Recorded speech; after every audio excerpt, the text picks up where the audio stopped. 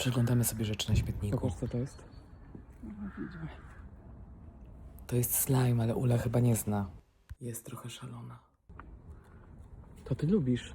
Ja tam, Weź zrób, Ula. ja tam. Ulka. Oj tam, oj tam. No weź. A tu moje rzeczy, co przyniosłam. Oj tam, oj tam. Slajma zrobisz jakiegoś z brokatem.